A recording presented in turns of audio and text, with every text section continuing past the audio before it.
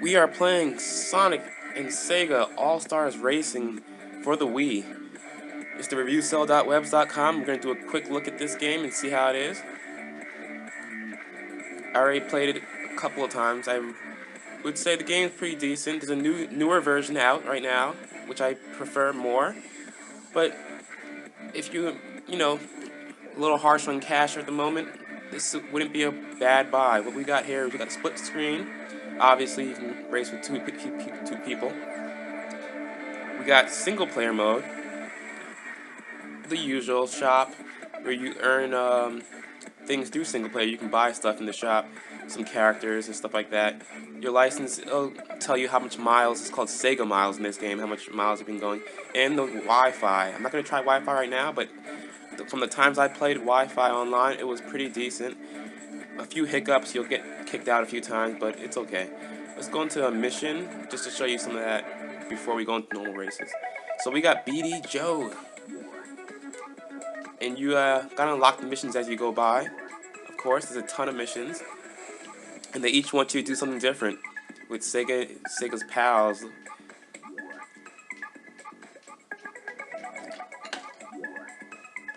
So at the start, they're going to tell you a little bit of what you got to do. They'll say right there, it says Jet Set Radio Future. It's one of my favorite games. I'll be reviewing that eventually. And for a person who knows a lot about most of these games, and I played them, they really do a good job of, including the music, the atmosphere. This is Jet Set Radio Future's level, so, I can feel the love they put into this game. Not only that, the character design for, like, BD Joe's car itself, the taxi, is amazing. It looks just like the taxi in the game, but a little higher res. Or I should say unres, but this is the Wii version, so it's going to be a little bit lower quality in graphics. I'm not sure why that would happen. I feel like the Dreamcast version of this taxi actually looked a lot better to some extent. But for what it's worth, you're not going to be looking at your taxi the whole time while you're playing this game. Anyway, on the side, you see the little gauge. It says A. They're trying to give you your score as you go by, which is great because you want to know, okay, I need to try a little harder. I need to, do this. Your score goes a lot into the game's unlockables. And from there, you just keep going. You get the next mission. You can go to the shop, see what you can buy there. From here, you can buy your racers, new characters. And don't worry, this isn't, downloadable. It's actually in the game. It's all packaged in there. You don't have to worry about, oh, okay, alright, here's some Microsoft points. Now you can buy your characters. Here's the rest of the game, guys. I know you bought the game, but here's the rest of it. You can purchase it for 50 Microsoft points. No, this is actually in the game. You can just purchase it with Sega points, I guess. Right now we have a couple of bucks, but not really enough for anything decent. So for now, I'm not going to purchase anything. Okay, I'm going to show you something a little different. Each mission will have something along the lines of hit this, run after this, but it keeps it interesting if you're tired of the single-player racing mode. And you can get a lot of points off of it to actually purchase other characters.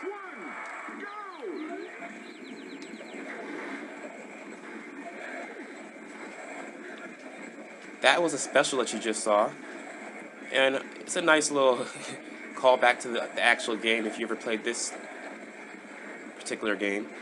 But if not, I'm not going to spoil it for you. You can look it up. Right now I'm trying to hit all these little robots while I'm in the super mode in the time allotted. Getting a pretty bad score.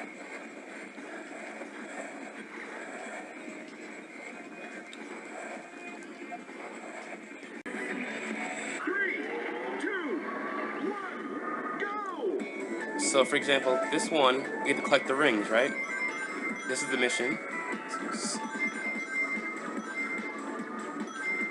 You get a specific character designated to you for the missions.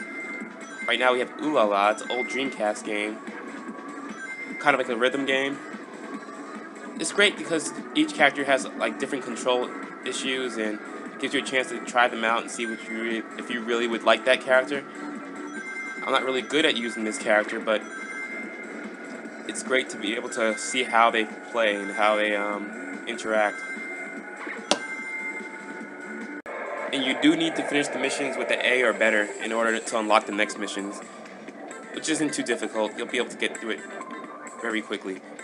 In between each loading screen, Sonic says something useless. I gotta tell you that. Besides the sorted characters you can unlock, these are the ones you can start off with. A couple of them. You can use your own Weave character.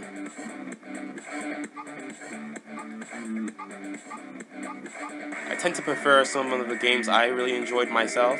You got Ryu from Shenmue for the Dreamcast. If any of you know about that game, I'll review that soon. And Beat, a little Jet Set Radio Future, and so on. Most of them are going to be Sonic's tag-along group of bandits, and which is nice is that they each have their own car design. So each of them have their own specials and their own car designs. Some of the specials kind of mix together. You kind of can tell that, yeah, that's a shooting special, and like 3 of them probably have something similar to it. Well, let's just get right back into it. I gotta tell you, some of the levels though, whew, like this one, I have no idea what they were thinking when they made this level. It's so bad I just went in reverse for no reason, apparently. I mean, just look at these levels sometimes. Some of the designs, they just went and did whatever they want. Like, look at this. Oh my goodness. We got a giant monkey head. I mean, if you actually know of a game that has a giant monkey head, where it actually makes sense, let me know, because... okay, it gets even worse. Anyway, you have your usual thing. You have your items. You can use the Z button to use your items. C button to actually look behind you while you're driving. Not a really good idea.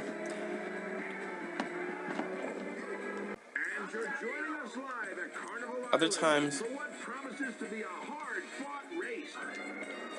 the levels are a little more tame and directed at their characters. Look at that, you got knights waving the flag. It's a lot of, harking back to some of the Sega classics. If you are a fan of Sega, you will notice a lot of little, fanboy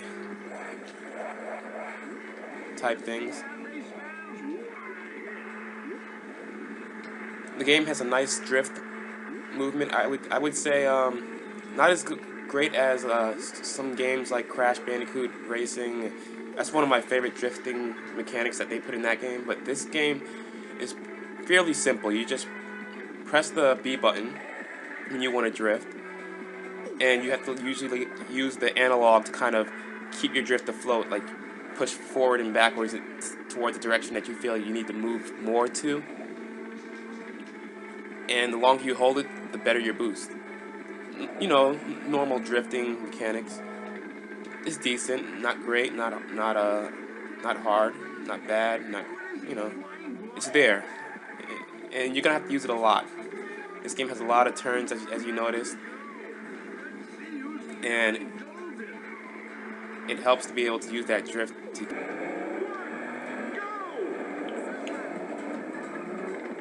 Some really great level design in these levels too.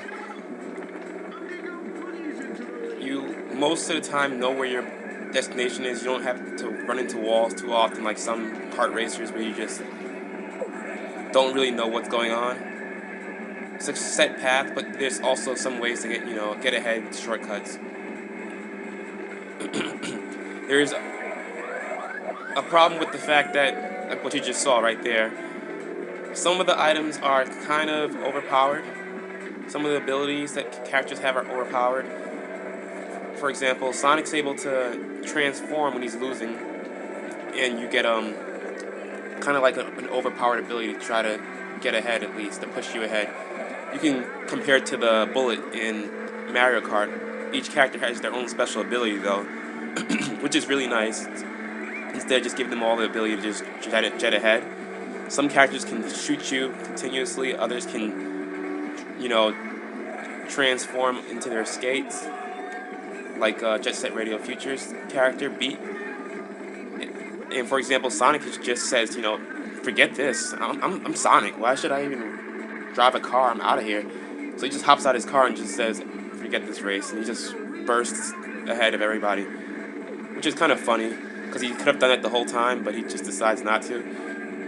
Maybe for fair purposes, maybe it's his own race, so he wants everyone to have a good time. I don't know.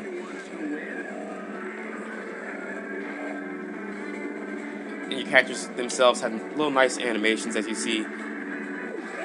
Sandamigo jumps out of his car when he's turning a little bit to try to help you out. He's a little wacky, and his movements are all kind of random, but it's really nice. You see him get excited and jump out of his car whenever he does something. And like I said, the music is just very particular to what character you have in his level. So some tracks you'll love and enjoy if you're really a fan of that particular character, and others you might not like too much. But overall, it has a great soundtrack. We got one of the specials right now. I have no control over my car right now. We're all doing the Macarena or something because of his special. You can also see people's items over their head if you noticed. Like Ryu right now has a shield. He just used it. You see lots of crazy things going on in the background. You can see the robots dancing around and trying to mess the race up. That's why I'm hitting them all. Anyway, if you enjoy the game so far, you like what you see, go out, rent it, buy it, whatever you want to do. And stay tuned for more. TheReviewCell.com. Donate to Sickle Cell Research. Bye. Just to go through all the levels, they definitely have a pack of great levels you can play with.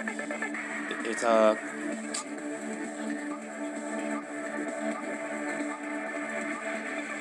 most of them are going to be Sonic levels, and a few House of the Dead levels here and there. Billy Hatchet. A lot of them are going to be levels you will not know who the character is. Like Billy Hatchet is a game for the GameCube, actually, and not many people got a chance to play it. So let's go with the. This curvy jungle course drives you totally bananas. Did I mention the announcer's corny? Extremely corny. 3, 2. Sometimes he'll get on your nerves because he'll make fun of you, he'll make fun of everybody, and just, comment constantly on the race and how it's going. He'll directly comment on your particular racer, which is nice. This is one of the levels that there's going to be a lot of turns. Those arrows don't help too much. But overall, you're going to have an easy time figuring out which way to go in most levels.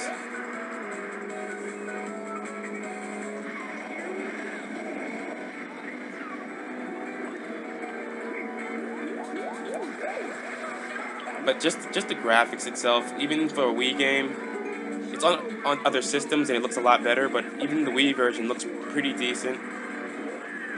I'm going to actually get in the last place to show you some of the specials they can get. Alright, since we're in last place, boxes usually will give you a special. Right now we have the spray can from Jet Set Radio Future. So if you want to see this is your all-star ability. You can actually spray, like the actual game would make you spray and tag other racers. And he kind of goes on his own little path. He doesn't really require any control yourself. Right now I'm just letting him race by himself, so yeah, it makes things a little easier, maybe a little too easy, but it's nice that they added it in there for people who are losing. Like most racers, they just want you to have a good time. For a competitive play, you would rather not have that involved. And Sonic says, race fast. And Sonic says, try to steer. Really, Sonic just says the dumbest crap in this game. I really just like to ignore what he says and make up my own words.